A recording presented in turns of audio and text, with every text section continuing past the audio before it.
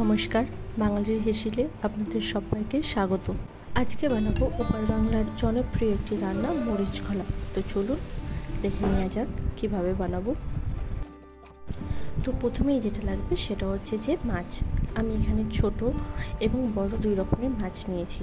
আর বড় মাছটা আমি ছোট্ট ছোট্ট এরকম টুকরো করে কেটে নিয়েছি। এখানে পুঁটি মাছ এবং রুই মাছ আছে। এবার একটি মিক্সিং জারে আমি নেব শুকনো লঙ্কাটাকে আমি গরম জলে ভিজিয়ে রেখেছিলাম কিছুক্ষণ। আর নিয়েছি আদা এবং রসুন। শুকনো লঙ্কা এই রান্নার প্রধান উপকরণ। তো আপনাদের যাদের শুকনো লঙ্কাতে কোনো সমস্যা নেই তারা একটু বেশি করে নিতে পারেন। আমার যেহেতু একটু প্রবলেম আছে তাই এখানে শুকনো লঙ্কাটা আমি একটু খুব কম পরিমাণেই নিয়েছি। মশলাটা আমার বাটা হয়ে গেছে।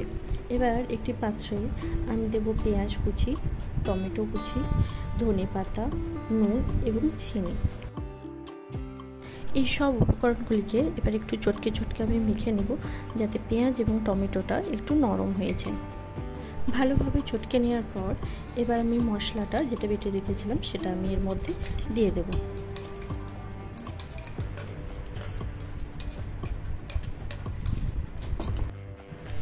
এবার মাছগুলিকে আমি দিয়ে দেবো এর মধ্যে। মাছগুলি আমার দেওয়া হয়ে গেছে। এবার ওই মিশ্রণটির সাথে আমি মাছগুলিকে খুব ভালোভাবে মিশিয়ে নেব। তারপর এর মধ্যে দেব হলুদ গুঁড়ো, জিরে গুঁড়ো এবং সর্ষের তেলটা একটু বেশি পরিমাণেই দেব। তারপর খুব ভালোভাবে এগুলিকে মিশিয়ে নেব। এখন আমি নিয়ে নিয়েছি একটি কলা পাতা।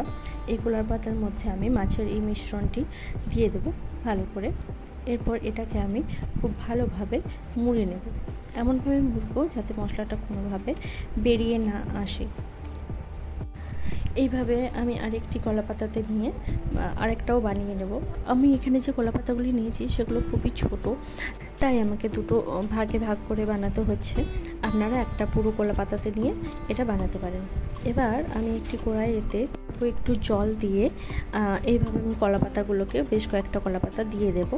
তার উপর যেগুলো আমি খালাগুলো বানিয়েছিলাম মাছের প্রিপারেশনের সেইগুলি দিয়ে দেব। ঢাকা দিয়ে এটাকে আমি 40 মিনিটের মতো লো ফ্লেমে রান্না করব। 40 মিনিট হয়ে গেছে। 40 মিনিট পর এটাকে আমি খুলে একবার উল্টে নেব। দুটোকেই ভালোভাবে উল্টে নিয়ে আবার এটাকে আমি ঢাকা দিয়ে দেবো এবং 40 মিনিটের জন্য রেখে দেব।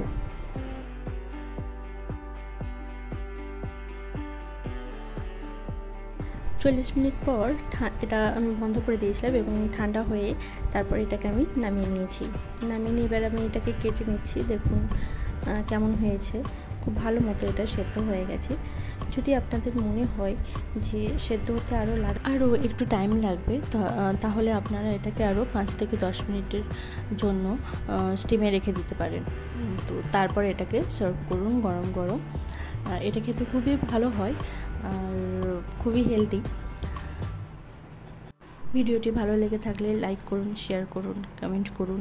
কিছু ভুল ত্রুটি থাকলে সেটাও জানান। আমার ইউটিউব চ্যানেলটি নতুন, আশা করি আপনারা সবাই পাশে থাকবেন। ধন্যবাদ।